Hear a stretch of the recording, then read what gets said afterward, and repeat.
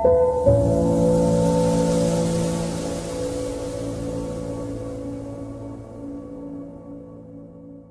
మన సంభాషణ ముఖ్య అతిథి డాక్టర్ మొహమ్మద్ జమీల్. 2020లో ఇండియన్ అమెరికన్ ఫోరం పేరుతో ఒక సంస్థని రిజిస్టర్ చేసి వివిధ దేశాల్లో, మరీ ముఖ్యంగా తెలంగాణలో రావాల్సినటువంటి పాలసీ పరమైనటువంటి విధానాల మీద చర్చలు సాగిస్తున్నారు.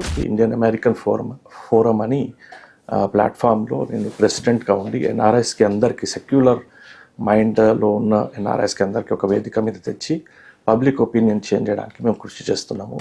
ఇప్పుడు కేసీఆర్ గారు చెప్తా ఉంటారు, నేనే జేఏసీ చేసినాను. అది తప్పు. TDF, Telangana development forum, NRIs, professor Kodandaram సార్కి ఐడియా అనేది ఇచ్చాము.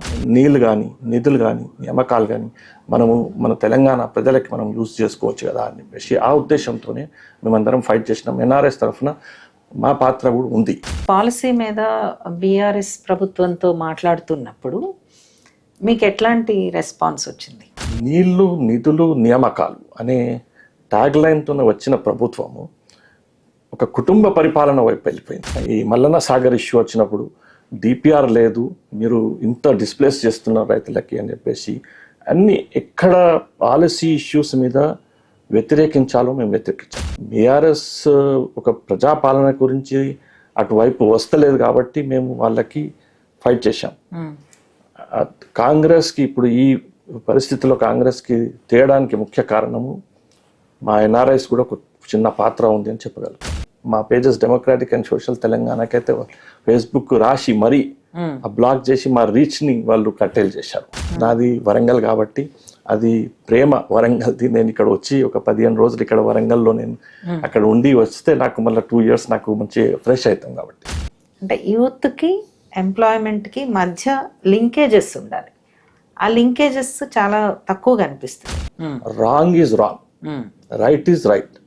Let the power take it or not. We will speak to the power what is truth. That's the whole concept of IAF. Telangana Congress ప్రభుత్వం వచ్చి 1 సంవత్సరం అవుతుంది. చాలా వ్యతిరేకత వచ్చింది జనాలకి. మా మీద చాలా ప్రెషర్ ఉంది మేడం. ప్రజాతంత్ర ప్రేక్షకులకు నమస్కారం. ఈనాటి మన సంభాషణ ముఖ్య అతిథి doctor Mohammed Jameel. Doctor Mohammed Jameel Warangal CKM కాలేజ్లో చదువుకున్నారు. ఆ తర్వాత డెక్కన్ మెడికల్ కాలేజీలో వైద్య విద్య అభ్యసించారు. ఇప్పుడు అమెరికాలో ఫిజిషియన్గా పనిచేస్తున్నారు. తెలంగాణ డెవలప్మెంట్ ఫోరం తరపున తెలంగాణ రాష్ట్ర సాధన ఉద్యమంలో చాలా క్రియాశీలకంగా పనిచేశారు. 2020లో ఇండియన్ అమెరికన్ ఫోరం పేరుతో ఒక సంస్థని రిజిస్టర్ చేసి వివిధ దేశాల్లో, మరీ ముఖ్యంగా తెలంగాణలో రావాల్సినటువంటి పాలసీ పరమైనటువంటి విధానాల మీద చర్చలు సాగిస్తున్నారు. చాలా క్రియాశీలకమైనటువంటి కార్యక్రమాన్ని నిర్వహిస్తున్నారు. ప్రభుత్వాల పనితీరుని, పాలసీలలో రావాల్సినటువంటి మార్పులని, ప్రజాభిప్రాయాన్ని కూడగట్టడంలో చాలా ముందున్నారు. ఈనాటి మన ముఖ్య అతిథి జమీల్ గారు. హలో జమీల్ గారు. మీ గురించి, మీ వరంగల్ నుంచి మొదలైనటువంటి మీ ప్రయాణం ఇప్పుడు ఇలినాయిస్ వరకు వెళ్ళింది. ఈ ప్రయాణంలో మీ గురించి మా ప్రేక్షకులకి చెప్పండి. నమస్తే అండి. ప్రజాతంత్ర ప్రేక్షకులకు మరియు సజయ్ గారికి హృదయపూర్వక ధన్యవాదాలు. నేను వరంగల్ నివాసిని. యాక్చువల్గా నేను 30 సంవత్సరాలుగా ఇక్కడ వరంగల్లో చదువుకున్నాను. సికేఎం కాలేజ్లో ఇంటర్మీడియట్ డిగ్రీ చేసిన తర్వాత medical school Deccan medical college నుంచి మరియు house surgeonship Kakatiya medical college నుంచి డాక్టర్ ఎంబీబీఎస్గా డిగ్రీ తీసుకున్నాక అక్కడ అమెరికా పోవడం జరిగింది. అమెరికాలో 2000 నుంచి నేను అక్కడ ఉంటున్నాను. షికాగో, ఇలినాయ్ స్టేట్లో నేను మెడికల్ డాక్టర్గా ఎమర్జెన్సీ మెడిసిన్లో పనిచేస్తూ ఉన్నాను. అక్కడ ఉండి ఇక్కడ వరంగల్ నుంచి పోయి అక్కడ ఒక ఎన్ఆర్ఐ వేదికగా మనము ఇండియన్ అమెరికన్ ఫోరం అని ఏర్పాటు చేయడం జరిగింది. ఇంతకుముందు Telangana development forum working committee vice చైర్మన్గా ఉండి తెలంగాణ ఉద్యమంలో ఇక్కడ ఓయూజేఏసీ నాయకులతో కానీ, ప్రొఫెసర్ కోదండరామ్ సార్తో కానీ, ఇంకా వేరే ఎంపీస్లతో కానీ మనము తెలంగాణ ఎందుకు రావాలి, తెలంగాణకి జరుగుతున్న అన్యాయం ఏంటిదనే అంశం మీద తెలంగాణ డెవలప్మెంట్ ఫోరం పరంగా వైస్ చైర్మన్గా ఉంటూ ఒక ముస్లిం ఉండి వైస్ చైర్మన్గా తెలంగాణ డెవలప్మెంట్ ఫోరంలో ఎదిగి ఉర్దూ లిటరేచర్లో తెలంగాణ ఎందుకు రావాలి అనే పాంఫ్లెట్స్ని తయారు చేయడానికి నా కృషి ఉంది. తర్వాత ఈ ఎంపీస్తో మాట్లాడి వాళ్ళకి తెలంగాణ ఎందుకు రావాలి అని వాళ్ళకి అవగాహన తెచ్చి వాళ్ళలో స్ఫూర్తి తేయడానికి తెలంగాణ డెవలప్మెంట్ ఫోరం ప్లాట్ఫామ్లో పనిచేయడం జరిగింది. తర్వాత కాంగ్రెస్లో తెలంగాణ ఓవర్సీస్ కాంగ్రెస్ అని తెలంగాణ ప్రదేశ్ కాంగ్రెస్ కమిటీ వాళ్ళు నాకు అక్కడ కన్వీనర్గా చేయడం జరిగింది. దాని ద్వారా ఇక్కడ ఉన్న పాలసీ ఇష్యూస్ మీద వేదికలు చేసి పబ్లిక్ ఒపీనియన్ చేంజ్ చేయడానికి చాలా కృషి చేసి 9 సంవత్సరాలు మేము పోరాటం చేయడం జరిగింది. ఎక్కడ అన్యాయం ఉన్నా, ఎక్కడ పబ్లిక్ పాలసీలో ఏమైనా తేడా ఉన్నా, ఇంకా ఎక్కడైనా కాన్స్టిట్యూషన్కి విరుద్ధంగా ఏమైనా పాలసీ ఉంటే మేము ఫైట్ చేయడం జరిగింది. ఇప్పుడు అంటే తెలంగాణ రాష్ట్రం కోసం చేసినటువంటి దాంట్లో అంటే పబ్లిక్ ఒపీనియన్ గ్యాదర్ చేయటం అని అన్నారు కదా, అంటే ఎంపీస్తో మాట్లాడటము అట్లాంటివి, అంటే అక్కడ నుంచి అమెరికాలో ఉండి అంటే ఎట్లాంటి కార్యక్రమాలు మీరు నిర్వహించేవాళ్ళు? తెలంగాణ డెవలప్మెంట్ ఫోరంలో నేను వర్కింగ్ కమిటీ వైస్ చైర్మన్ ఉన్నాను. అయితే అప్పుడు మనకు జూమ్ కాల్స్ లేవు, అక్కడ conferencecall.com అని ఉంది. అయితే ఈ MPs, Congress MPs first Telangana గురించి అంత తీవ్రంగా పోరాటం చేయలేదు. అయితే వాళ్ళకి పార్లమెంట్ నుంచి రాగానే మేము ఫోన్స్ చేసి తెలంగాణ డెవలప్మెంట్ ఫోరం ఆధ్వర్యంలో తెలంగాణ ఎందుకు రావాలి, ప్రొఫెసర్ జయశంకర్ సార్ కానీ ఇంకా కోదండరామ్ సార్ మనకు ఫీడ్బ్యాక్ ఇచ్చేటోళ్ళు అనమాట. అయితే దీనికి ఫైనాన్షియల్ రిసోర్సెస్ తెలంగాణకి ఎంత వాటా రావాలనో, మళ్ళీ ఇరిగేషన్లో ఎంత వాటా రావాలనో, ఇక్కడ అన్యాయం జరుగుతుందో దానిపైన వాళ్ళకి అవగాహన సెషన్స్ మేము పెట్టేటోళ్ళం. అప్పుడు ఫోన్స్ మీదే మాట్లాడేటోళ్ళం. అయితే దాని ద్వారా అప్పుడు కోదండరామ్ సార్కి మాట్లాడి మనము జాయింట్ యాక్షన్ కమిటీ చేసి ఈ సంఘాలు ఉంటారు కదా, మున్సిపల్ సంఘాలు, ఆర్టీసీ సంఘాలు, వీళ్ళకు ఒక వేదిక మీరు తీసుకొస్తే ఈ పొలిటికల్ పార్టీస్ మీ దగ్గరనే వస్తాయి, వచ్చినప్పుడు ఒక తెలంగాణ మూమెంట్ క్రియేట్ అవుతుంది. ఇప్పుడు కేసీఆర్ గారు చెప్తా ఉంటారు నేనే జేఏసీ చేసినాను అని, అది తప్పు. TDF, Telangana development forum, NRIs, professor Kodandaram సార్కి ఐడియా అనేది ఇచ్చాము. ఎందుకంటే జాయింట్ యాక్షన్ కమిటీలో ఉంటే సివిల్ సొసైటీ వాళ్ళ సంఘాలందరూ ఒక వేదిక మీద వస్తే ఈ పొలిటికల్ పార్టీస్ అప్పటివరకు కాంగ్రెస్ మినిస్టర్స్ కానీ, ఎమ్మెల్యేస్ కానీ, ఇంకా మన ఎంపీస్ కానీ ఒక ప్లాట్ఫామ్కి రాలేదు. ఎందుకంటే రాజశేఖర్ రెడ్డి గారు ఉన్నప్పుడు కానీ, ఇంకా మన కిరణ్ కుమార్ రెడ్డి ఉన్నప్పుడు కానీ వీళ్ళందరూ ఇంకా తెలంగాణ మీద అయోమయంలో ఉన్న పరిస్థితి. మేము రిజైన్ చేయమంటే చేయలేదు, ఇంకా ఎన్ని ఒత్తిడిలు తెచ్చినా కూడా అంతవరకు రాలేదు. తర్వాత ఒక జాయింట్ యాక్షన్ కమిటీ అయినాక ఒక తెలంగాణలో అందరికీ స్ఫూర్తి వచ్చి అవగాహన వచ్చినప్పుడు వీళ్ళు వచ్చారు. అయితే తెలంగాణ డెవలప్మెంట్ ఫోరం అనేది ఒక వేదిక. అయితే దీంట్లో ఎన్ఆర్ఐ పరంగా ఒక కీలక పాత్ర పోషించారు వాళ్ళు తెలంగాణ డెవలప్మెంట్ ఫోరం. అంటే ఇది అన్యాయానికి చూడలేకుంటే, ఎందుకంటే మేము వరంగల్ కాబట్టి, ఇంకా ఎన్ఆర్ఐస్ తెలంగాణలో ఉన్నారు కాబట్టి మనం ఈ అన్యాయానికి ఎంత సంవత్సరాలు మనం ఇది చేసుకోవాలి. ఒకసారి మనం స్ప్లిట్ అయితే మంచిగా మన నీళ్ళు కానీ, నిధులు కానీ, నియామకాలు కానీ మనము మన తెలంగాణ ప్రజలకి మనం యూజ్ చేసుకోవచ్చు కదా అని చెప్పేసి ఆ ఉద్దేశంతోనే మేమందరం ఫైట్ చేసినాం. ఎన్ఆర్ఐస్ తరఫున మా పాత్ర కూడా ఉంది.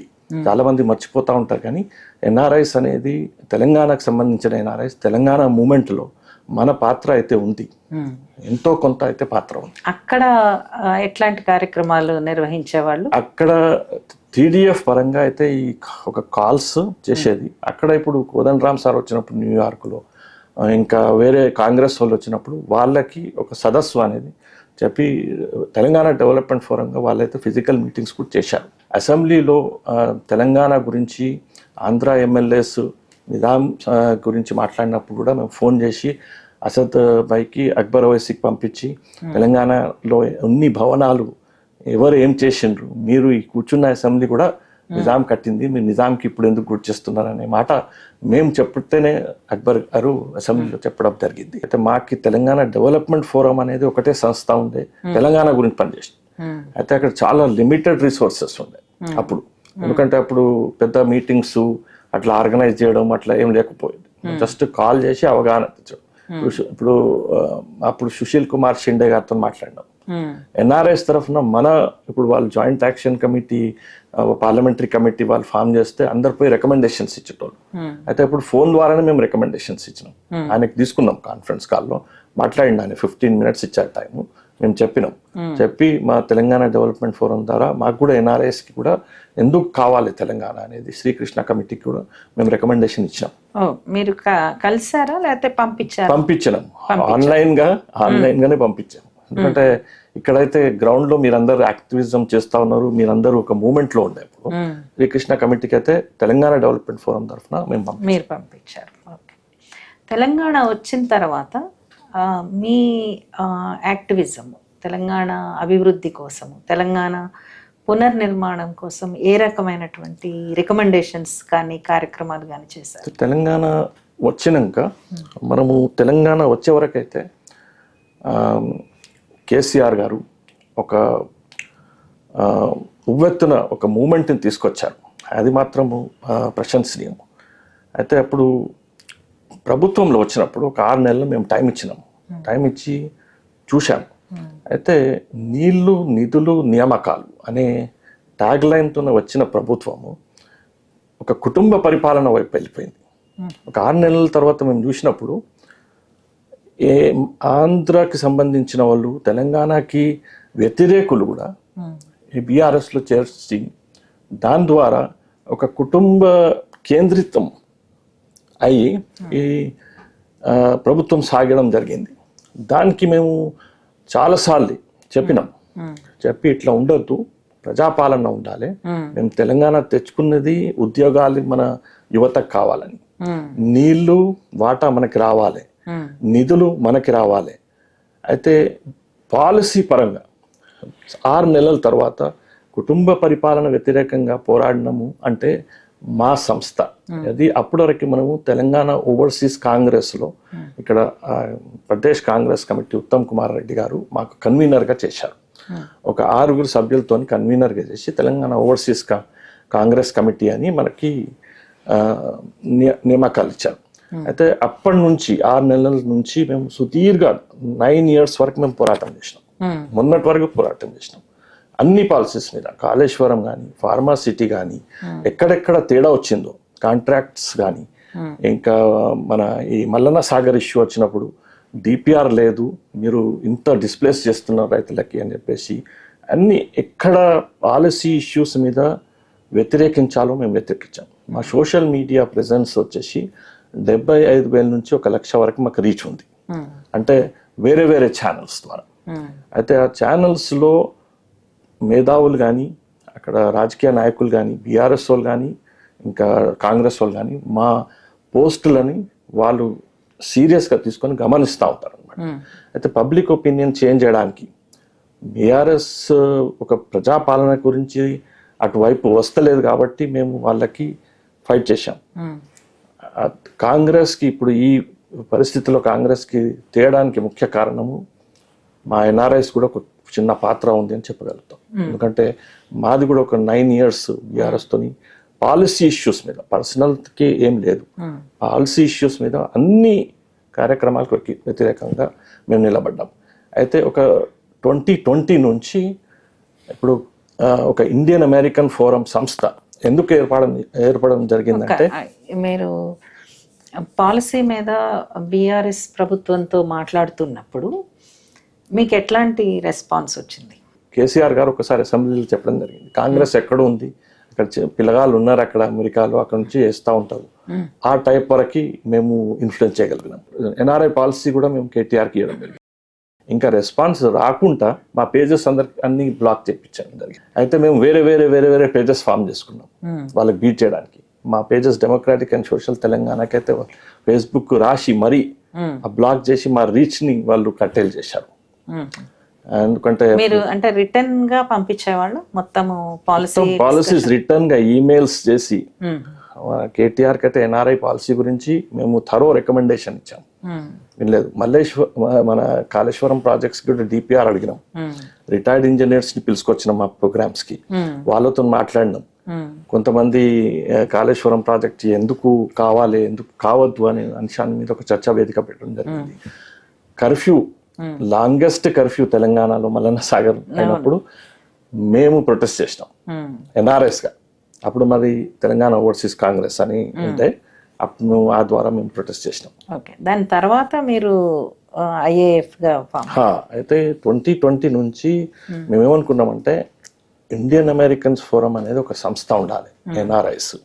దాంట్లో కొంతమంది ఇంటెలెక్చువల్స్ ఉండాలి, వేరే పార్టీస్లో కూడా ఇంటెలెక్చువల్స్ ఉంటారు, వినేటోళ్ళు ఉంటారు, మనం ఎక్స్చేంజ్ చేసుకోవాలి డైలాగ్స్ అనేది. అయితే NRIs అనేది ఒక బీజేపీ మినహా BRS కానీ CPI కానీ కాంగ్రెస్ కానీ ఒక వేదిక ఒక గ్రూప్గా మనం ఫామ్ అయితే కాంగ్రెస్ తప్పు చేసినారు రేపు మనము ఒక ఫోరంగా వాళ్ళకి పాలసీ పరంగా మనము కోర్స్ చేంజ్ చేయాలి అని చెప్పేసి ఆ బాడీ మనం ఏర్పరచుకోవాలి అని చెప్పేసి ఏర్పడడం జరిగింది. ఇది అంటే IAF నిర్మాణం చేయటంలో ప్రధానమైనటువంటి పాత్ర ఎవరిది? IAF లో నేను ఇండియాకి ఎవ్రీ ఇయర్ కానీ 2 సంవత్సరాలు కానీ నేను వస్తూ ఉంటాను. నాది వరంగల్ కాబట్టి అది ప్రేమ వరంగల్ది. నేను ఇక్కడ వచ్చి ఒక 15 రోజులు ఇక్కడ వరంగల్లో నేను అక్కడ ఉండి వస్తే నాకు మళ్ళీ 2 years నాకు మంచి ఫ్రెష్ అవుతాం. కాబట్టి మనము తెలంగాణ వాళ్ళం కాబట్టి మన ఎక్కడ ఉన్నా కూడా ఇండియా ఇస్ ద బెస్ట్ అంటారు కదా, ఇండియాకి మనం వస్తూనే ఉంటాం. అయితే జహీరుద్దీన్ అలీ ఖాన్ గారు సియాసత్ ఎడిటర్ ఉండే, ఇప్పుడు దివంగత మొన్న గద్దర్ గారితో ఒక 1 day బిఫోర్ 1 day ఆఫ్టర్ అట్లా అయింది. అయితే నేను ఎప్పుడు వచ్చినా కూడా ఆయనతో నేను 1 hour 2 hours ఫ్యూనరల్లోనే చనిపోయారు. గద్దర్ ఫ్యూనరల్లోనే అది చాలా షాక్. 1 day బిఫోర్ కూడా నాతో మాట్లాడారు. అయితే రవీష్ కుమార్ ఆ రోజు కూడా మాట్లాడారు, రవీష్ కుమార్ నువ్వు ఎప్పుడు పిలవాలి, నేను నంబర్ ఇస్తాను కాంటాక్ట్ అని. అయితే ఆయనే స్ఫూర్తి ఇది IAF. నేను కూర్చున్నప్పుడు ఎప్పుడు చెప్పేది NRI ఆర్గనైజేషన్స్ అక్కడ చాలా ఉన్నాయి, కల్చరల్ ఆర్గనైజేషన్స్ ఉన్నాయి, తానా వాళ్ళు ఉన్నారు, TDF వాళ్ళు ఉన్నారు, అందరు ఉన్నారు. కానీ మనకు అటువంటి ఒక ఇండియన్ అమెరికన్స్ ఫోరం పాలసీ పరంగా మనం ఒకటి ఏర్పాటు చేసుకొని ఏం లేదు, కాన్స్టిట్యూషన్ ప్రియాంబల్కి మేము ప్రొటెక్ట్ చేస్తామని మీరు లేవండి, పార్టీల అతీతంగా యాక్టివిస్ట్లను జాయిన్ చేసుకోండి, తర్వాత మీకు అనేది ఒక బాడీ ఉంటే, స్ట్రాంగ్ బాడీ ఉంటే వీళ్ళు ప్రభుత్వాలు మీకు వింటారు. దాంట్లో మీరు బీజేపీ మినహా అందరికీ ఆయన చాలా చెప్పేటోడు. అయితే ఎప్పుడు నేను అంత పట్టించుకోలేదు. అయితే 2020లో నేను వచ్చినప్పుడు ఆయన చెప్పిన, Jameel you have a lot of talent, I think you should form the body, నేను బ్యాక్గ్రౌండ్ నుంచి మీకు గైడ్ చేస్తాను. He was our IAF panelist. మా IAFలో ఒక ప్యానలిస్ట్ ఇండియా గ్రూప్ అని ఉంది. దాంట్లో ఇప్పుడు పవన్ ఖేరా కానీ, జయరాం రమేష్ కానీ, ఇంకా మన రాజు సార్ మొన్న వచ్చారు కదా ఆయనే, ఇంకా journalist Poonam Agarwal, commodore Lokesh Batra, electoral bonds కి ఎక్స్పోజ్ చేసిన వాళ్ళు మన IAF ప్యానలిస్ట్ గ్రూప్ లో వాట్సాప్ గ్రూప్ లో ఉన్నారు. అయితే వాళ్ళు మా ప్రోగ్రామ్ కి వచ్చారు ఎలక్టోరల్ బాండ్స్ మీద, EVMs మీద ఇప్పుడు మళ్ళా చేయాలి. ఎలక్టోరల్ బాండ్స్ మీద commodore Lokesh Batra RTI activist ఆయన మా ప్యానలిస్ట్, పూనమ్ అగర్వాల్ అని జర్నలిస్ట్, ఇంకా Rajiv Tyagi social media influencer. IAF panelist అని ఒక గ్రూప్ ఉంది మేడం. అయితే ఆ ప్యానలిస్ట్ లో మన రిటైర్డ్ ఎలక్షన్ కమిషనర్ చైర్మన్ ఉన్నాడు, ఇట్లా చాలా, ఇంకా UP DIG ఉన్నాడు. అయితే ఈ మన ఉద్దేశం ఏంటంటే IAF పరంగా మనం ఎప్పుడన్నా రాసినా కూడా ఈ IAF ప్యానలిస్ట్ వాళ్ళు వాళ్ళ సోషల్ మీడియాలో షేర్ చేసుకొని పబ్లిక్ ఒపీనియన్ చేంజ్ చేయడానికి వాళ్ళకి కూడా చాలా ఫాలోయింగ్ ఉంటుంది. కాబట్టి we are connected with them so that we can change India's policies. అయితే బీజేపీకి ఇప్పుడు ఉన్న సర్కమ్స్టాన్సెస్లో పాలసీ పరంగా కాన్స్టిట్యూషన్కి ప్రొటెక్ట్ చేయడానికి ఎన్నో కార్యక్రమాలు చేశారు IAF. అయితే ఈ అంతా ప్యానలిస్ట్ మా ప్రోగ్రామ్కి వచ్చారు. ఓకే, సో అంటే ప్రధానమైన ఉద్దేశం IAFది పాలసీ ఇన్ఫ్లుయెన్స్ చేయాలి. ఎప్పుడు కాన్స్టిట్యూషన్కి వ్యతిరేకంగా ఎవరైనా కానీ, బీజేపీ కానీ కాంగ్రెస్, ఇక్కడ తెలంగాణ కాంగ్రెస్ కూడా కాన్స్టిట్యూషన్కి విరుద్ధంగా పోయినప్పుడు మేము నిలబడి IAF పరంగా మేము చెప్పే శక్తిలో ఉండాలి అని ఆ ఉద్దేశంతోనే IAF ఫామ్ చేయడం జరిగింది. కాన్స్టిట్యూషన్కి ప్రియాంబల్కి మేము కట్టుబడి ఉన్నాం, సెక్యులర్, సోషలిస్ట్, డెమోక్రాటిక్, రిపబ్లిక్. మనది 3 ట్యాగ్ లైన్స్ ఉన్నాయి. ఫస్ట్ ఏమో ఎడ్యుకేట్ చేయాలి మాసెస్కి, పబ్లిక్కి మనం ఎడ్యుకేట్ చేయాలి ఇష్యూస్ మీద. తర్వాత వీళ్ళ యాక్టివిస్ట్లకు కానీ రాజకీయ నాయకులకు కానీ ఇంకా సోషల్ మీడియా చేంజ్ మేకర్స్కి కానీ ఇన్ఫ్లుయెన్షియల్ పీపుల్కి ఎంగేజ్ చేయాలి. తర్వాత ఇంకోటి వచ్చి అడ్వకేసీ చేయాలి. వాళ్ళు వినకపోతే మేము డెఫినెట్లీ మా మాట చెప్తాం. Wrong is wrong, right is right. Let the power take it or not. We will speak to the power what is truth. That's the whole concept of IAF. ఐఏఎఫ్లో ఇప్పుడు బీఆర్ఎస్ ఇంటలెక్చువల్స్ కొంతమంది ఉన్నారు, CPI వాళ్ళు ఉన్నారు, అయితే కాంగ్రెస్ వాళ్ళు చాలా మంది ఉన్నారు. కాంగ్రెస్ అయితే ఈ కాంగ్లోమిరేట్ మనం ఏం చేయాలంటే దానికి పవర్కి మనం స్పీక్ చేసేటట్టు ఉండాలి. ఆ బాడీని మనం ఫామ్ చేయడానికి కృషి చేస్తున్నాం. ఓకే, ఇప్పుడు మీరు అంటే పవర్లో ఉన్నటువంటి వాళ్ళు కాన్స్టిట్యూషన్కి వ్యతిరేకంగా లేకపోతే ప్రజలకు వ్యతిరేకంగా స్టాండ్ తీసుకున్నప్పుడు మీరు మాట్లాడతామని చెప్తున్నారు. ఎలాంటి ఛాలెంజెస్ వచ్చాయి అంటే ఇప్పుడు మీరు మల్లన్న సాగర్ చెప్పారు, అప్పుడు సోషల్ మీడియా హ్యాండిల్స్ కొంత ఇదైనాయి. అట్లానే ఇప్పుడు కాంగ్రెస్ గవర్నమెంట్లోకి వచ్చింది తెలంగాణలోకి, చాలా సందర్భాలు వచ్చి ఉండొచ్చు ఈ సంవత్సరం కాలంలో, లేకపోతే నేషనల్ లెవెల్లో ఇష్యూస్ కావచ్చు. ఎలక్షన్ సందర్భంలో నాకు గుర్తుంది మీరు బీఆర్ఎస్ నుంచి వెంటనే కాంగ్రెస్లోకి వెళ్ళిన వాళ్ళ మీద కూడా మాట్లాడారు. అయితే ఈ ఛాలెంజెస్ని ఎట్లాంటి ఛాలెంజెస్ ఇదే మీరు అంటే ట్రూత్ అని మాట్లాడుతున్నప్పుడు చాలా ఛాలెంజెస్ ఎప్పుడు కూడా పవర్కి మాట్లాడినప్పుడు ఉంటాయి మేడం. మీరు కూడా యాక్టివిస్టే కదా, మీకు కూడా తెలుసు. Power changes people. మాకందరు మిత్రులే ఇప్పుడు పవర్లో వచ్చారు, కానీ వాళ్ళకి మనము చెప్పే పొజిషన్లో ఉన్నాం. మేము చెప్తాం, రాంగ్ అంటే రాంగ్ అని చెప్తాం. జస్ట్ ఒక చిన్న ఎగ్జాంపుల్ ఇస్తాను.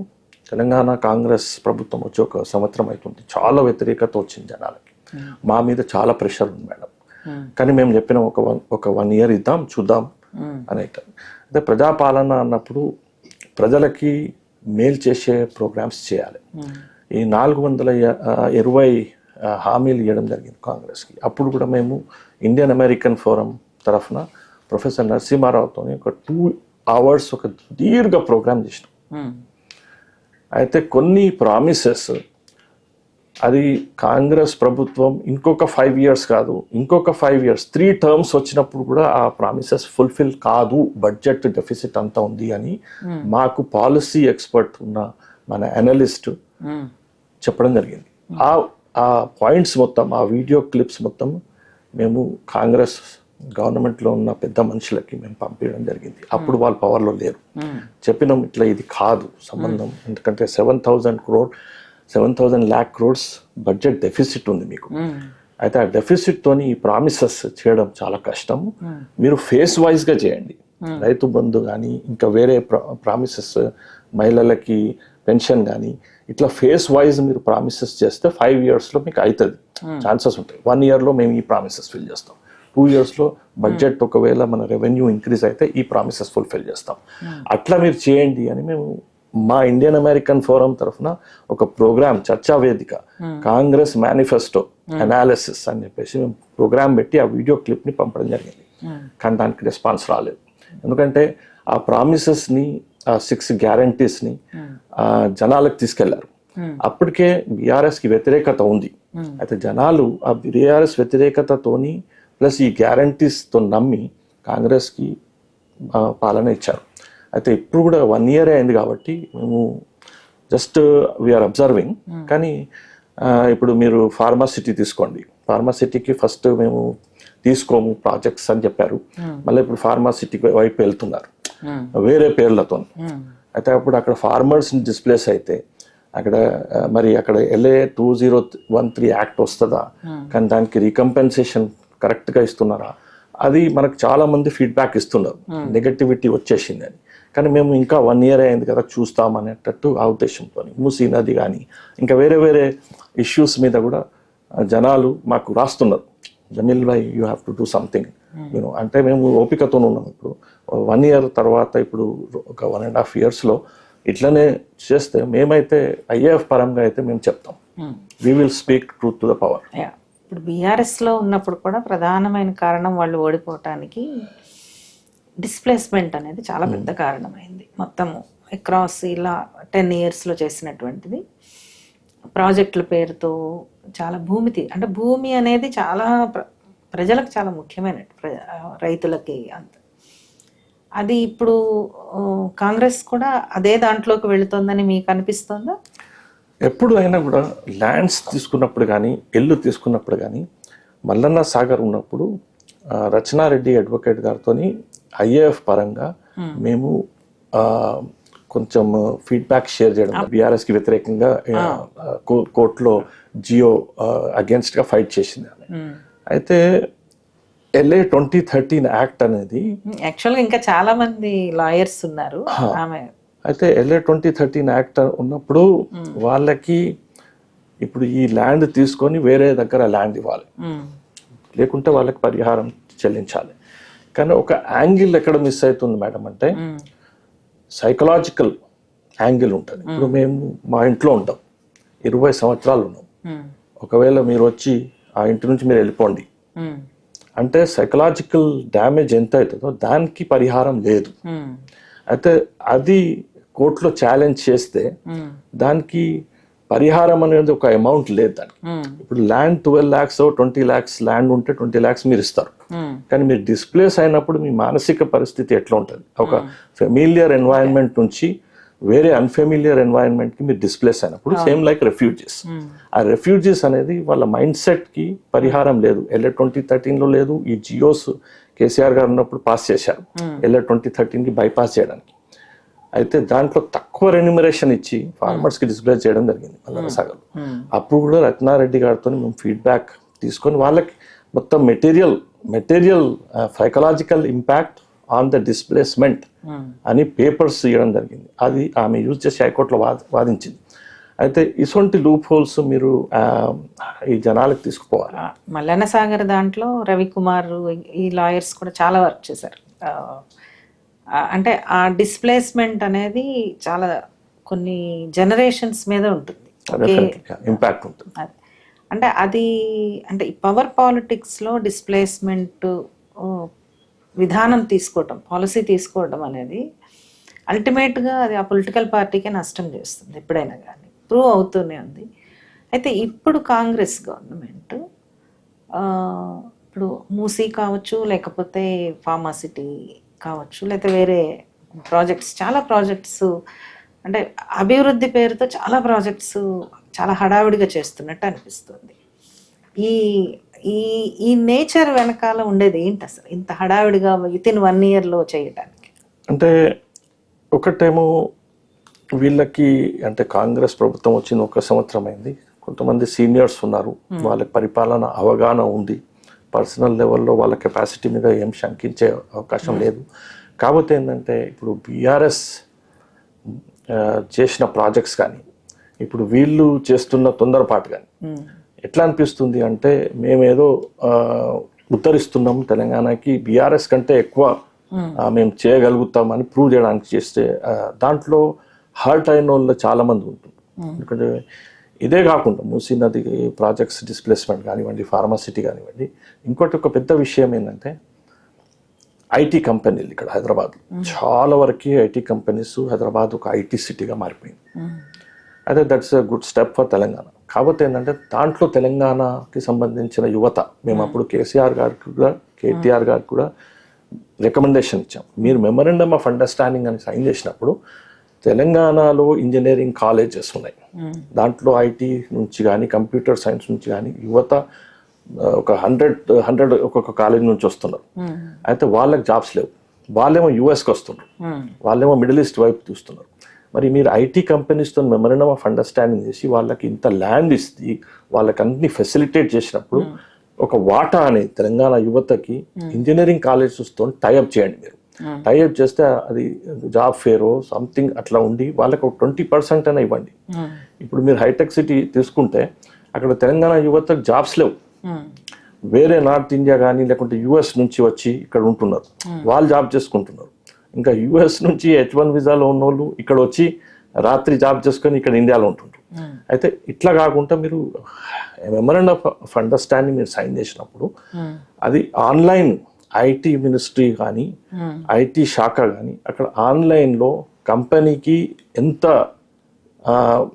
ఎంప్లాయ్మెంట్ జనరేట్ చేసే శక్తి ఉంది, మేము ఈ మెమరాండమ్ ఆఫ్ అండర్స్టాండింగ్కి మేము సైన్ చేస్తే 2 సంవత్సరాలు ఈ కంపెనీ ఐటీ కంపెనీ ఇక్కడ వస్తుంది.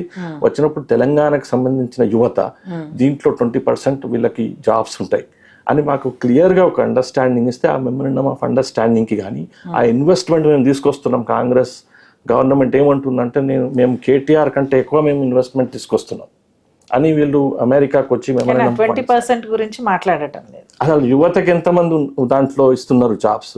మరి ఆ కంపెనీస్ ఎందుకు వస్తున్నాయి? ఇక్కడ ట్యాక్స్ కి సంబంధించిన ఫ్లెక్సిబిలిటీ గురించి వచ్చి ఇక్కడ కంపెనీస్ వేసుకొని వాళ్ళ కంపెనీ ఇంట్రెస్ట్ అక్కడ వాళ్ళ సేవింగ్స్ కానీ వాళ్ళ రేటింగ్స్ కానీ ఎకానమీ వాళ్ళు ఇంక్రీజ్ చేసుకుంటున్నారా? లేకుంటే ఇక్కడ ట్రూలీగా తెలంగాణ యువతకి అక్కడ జాబ్స్ ఉన్నాయా? అక్కడ తెలంగాణ ఇంజనీరింగ్ కాలేజెస్ చూడండి మీరు, ఆ ఇంజనీరింగ్ కాలేజెస్కి ఫైనల్ ఇయర్ రాగానే వాళ్ళు జిఆర్ఈ రాసి బయట రావడానికి. ఇప్పుడు ఇంత మైక్రోసాఫ్ట్ కానీ ఇక్కడ ఇన్ఫోసిస్ కానీ ఇక్కడ పెద్ద పెద్ద కంపెనీస్ వచ్చిన హైటెక్ సిటీ, ఆ హైటెక్ సిటీలో తెలంగాణ యువతకి జాబ్స్ లేవు. కష్టం అంటారా? అంటే అట్లా 20% కేటాయించడం అనేది కష్టం అని వాళ్ళు చెప్తున్నారా, లేకపోతే నిజంగానే కష్టం ఉంటుందా? మేడం, కంపెనీస్ మీరు మెమరాండమ్ ఆఫ్ అండర్స్టాండింగ్ ఎస్టాబ్లిష్ చేస్తారు కదా, మీరు అమెరికా వస్తున్నారు. మొన్న కూడా మొత్తం సీఎం గారు, ఐటీ మినిస్టర్ గారు అక్కడ రావడం జరిగింది. ఎన్నో కంపెనీతో వాళ్ళు మెమరాండమ్ ఆఫ్ అండర్స్టాండింగ్ సైన్ చేశారు. మెమరాండమ్ ఆఫ్ అండర్స్టాండింగ్ అంటే మేము మీకు ఫెలిసిటేట్ చేస్తాం ఇక్కడ, అప్పుడు మీకు కూడా ఒక టర్మ్ ఉంటుంది కదా, మేము ఇట్లా చేస్తున్నాం కాబట్టి మీరు కూడా మాకు తెలంగాణ యువతకి కొంచెం ఎంప్లాయ్మెంట్ ఇవ్వండి. ఆ రెవెన్యూ ట్యాక్స్ మీకు వస్తుంది, గవర్నమెంట్కి వస్తుంది ఇన్వెస్ట్మెంట్ పరంగా. కానీ జాబ్స్ పరంగా కామన్ మ్యాన్కి ఏం లాభం అవుతుంది? కంపెనీ పరంగా మీకు గవర్నమెంట్ ఎక్స్చెక్కర్కి ఏమైనా వస్తే ట్యాక్సెస్ వాళ్ళు ఇక్కడ ఉంటారు కాబట్టి మీకు వస్తారు, రెవెన్యూ ఇంక్రీజ్ అవుతుంది కావచ్చు. కానీ తెలంగాణ పిల్లలు మనము తెలంగాణ తెచ్చుకున్నాం ఎందుకు? నియామకాల గురించి. ఆ గవర్నమెంట్లో ఉద్యోగాలు లేవు.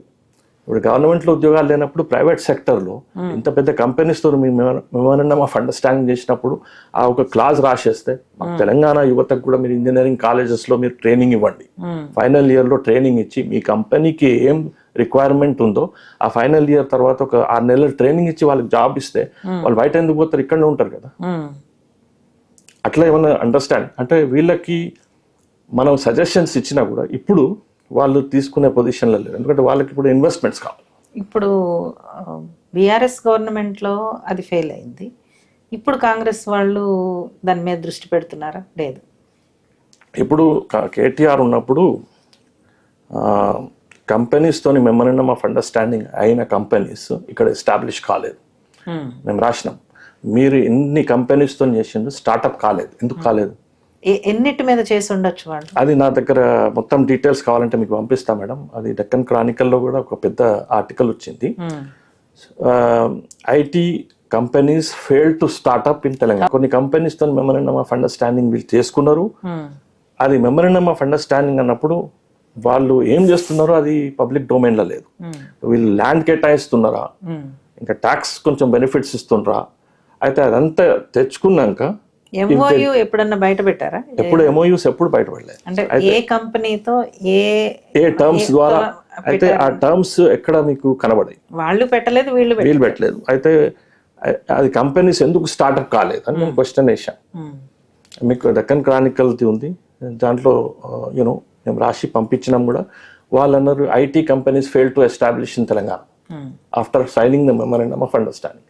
ఇప్పుడు మెమరాండమ్ ఆఫ్ అండర్స్టాండింగ్ సైన్ చేసినప్పుడు ఇక్కడ ఎట్లా ఉంటుందంటే తెలంగాణ ప్రజలకి న్యూస్లో ఏమొస్తుందంటే తెలంగాణ ప్రభుత్వం ఇన్వెస్ట్మెంట్స్ అట్రాక్ట్ చేస్తున్నారు, ఇంత వచ్చాయి, ఇన్ని క్రోర్స్ అని నాకు వస్తున్నాయని.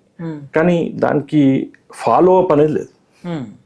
అంటే దాని ఫాలో అప్ ఎట్లా చేయాల్సి ఉంటుంది? ఫాలో అప్ ఒక 6 months టైం లైన్ ఇస్తే, okay, within 1 year we are going to establish so and so company in Telangana అని ఉంటుంది మెమరాండమ్ ఆఫ్ అండర్స్టాండింగ్లో. ఎస్టాబ్లిష్ అయినప్పుడు డీటెయిల్స్ మనకి వెబ్సైట్లో ఐటీ మినిస్ట్రీ కానీ పబ్లిక్ డొమైన్లో పెడితే, ఓకే, మీరు మెమరాండమ్ ఆఫ్ అండర్స్టాండింగ్ ఈ పారామీటర్స్ మీద మీరు సైన్ చేసి తీసుకొచ్చారు, ఇన్ని క్రోర్స్ వస్తాయి తెలంగాణకి, ఈ కంపెనీ ఫామ్ అయితే దానికి ట్యాక్స్ జనరేట్ అవుతుంది. ఆ ట్యాక్స్ జనరేట్ అయినప్పుడు తెలంగాణకి ఇంత రెవెన్యూలో ఇంత ఎడిషన్ అవుతుంది. అది పబ్లిక్ డొమైన్లో పెడితే మా సొంటలో ఎన్ఆర్ఐస్ అక్కడ కంపెనీ హెడ్ క్వార్టర్స్ ఉంటే అక్కడ రెవెన్యూ వాళ్ళు రియల్ గా ఉందా ఐఆర్ఎస్ వెబ్సైట్లో ఆ కంపెనీ ఎస్టాబ్లిష్ ఉంది, వాళ్ళ revenues per year per annum వీళ్ళకి ఇంత లాభం ఉంది, ఆ లాభంతో వీళ్ళు ఇక్కడ తెలంగాణకు వచ్చి ఇన్వెస్ట్మెంట్ చేస్తుండ్రా, రియల్ గానే ఇన్వెస్ట్మెంట్ ఆ లాభంతో చేస్తున్నారా, లేదంటే జస్ట్ మెమోరాండం ఆఫ్ అండర్స్టాండింగ్ చేసి ఇక్కడ క్విట్ ప్రో రిసోర్సెస్ తీసేసుకుంటున్నారు. అది పబ్లిక్ డొమైన్ లో లేదు. కేటీఆర్ ఉన్నప్పుడు కూడా పబ్లిక్ డొమైన్ లో లేదు ఎంఓయూస్, ఇప్పుడు శ్రీధర్ బాబు ఉన్నప్పుడు కూడా లేదు అన్ఫార్చునేట్లీ.